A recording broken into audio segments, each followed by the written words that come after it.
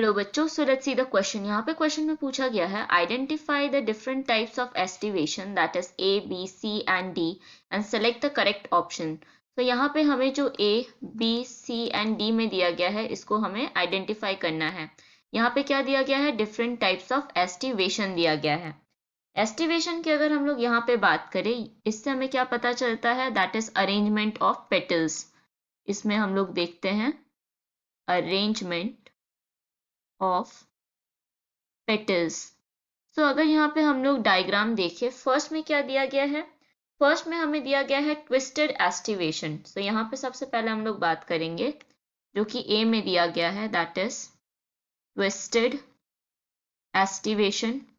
अगर हम लोग ट्विस्टेड एस्टिवेशन की बात करें, इसमें क्या होती है कि जो एक मार्जिन है वो मतलब एक पेटल की जो मार्जिन है वो ओवरलैप करती है with the margin of the adjacent petal. उसके पास में जो पेटल है उसको क्या करती है, उसके पेटल को ओवरलैप करती है।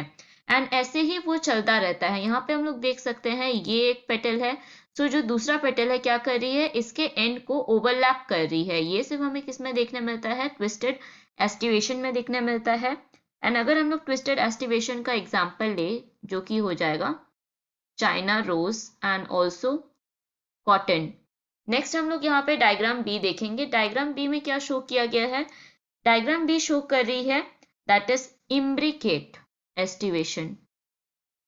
B as imbricate aestivation. अगर हम लोग इम्ब्रिकेट एस्टिवेशन की बात करें, इसमें क्या होता है, जो मार्जिन है पेटल का वो ओवरलैप करती है दूसरे को, बट कोई इसका पर्टिकुलर डायरेक्शन नहीं होता। So there is no particular direction. हम लोग देख पा रहे हैं ये इसके एंड को ओवरलैप कर रही है, ये क्या कर रही है, ये इससे भी ओवरलैप हो रही है, इससे भी ओवरलैप हो रही है। सो इसमें कोई डायरेक्शन नहीं है, ये कोई भी मैनर में हो सकती है। इसको हम लोग क्या कहेंगे, इम्ब्रिकेट कहेंगे। एंड इसका अगर हम लोग एग्जाम्पल देखें, जो कि हो जाएगा cassia and also Gulmohar. Next हम लोग यहाँ पे देखेंगे डायग्राम सी। अगर डायग्राम सी को हम लोग देखें, ये क्या रिप्रेजेंट कर रही है यहाँ पे, that is valvate aestivation. C is representing valvate aestivation. Valvate aestivation की अगर बात की जाए, इसमें जो पेटल्स है वो जस्ट टच करती है। यहाँ पे हम लोग देख रहे हैं कि ये जो पेटल है दूसरे पेटल के एंड को जस्ट टच कर रही है, बट ओवरलैप नहीं कर रही है जैसे हम लोग ने दूसरे एस्टिवेशंस में देखा। सो ये जस्ट टच कर रही है विदाउट ओवरलैपिंग। अगर हम लोग इसकी एग्जांपल देखें, जो कि हो जाएगा कैलोट्रोपिस। कैलोट्रोपिस क्या करती है, शो करती है वेलवेट एस्टिवेशन। नेक्स्ट हम लोग यहाँ पे बात करेंगे about diagram D. Diagram D में क्या शो किया गया है यहाँ पे, that is vexillary aestivation. It is showing vexillary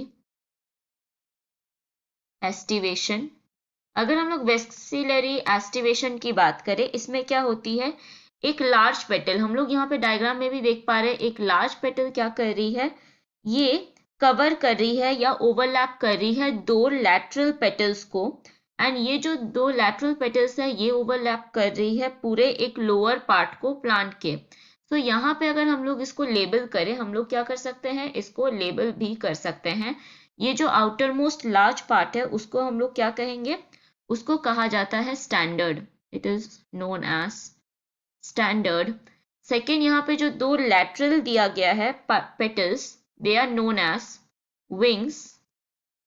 and यहाँ पे जो थर्ड, जो इनर मोस्ट या लोअर मोस्ट पार्ट है उसको हम लोग क्या कहेंगे, उसको कहा जाता है कील।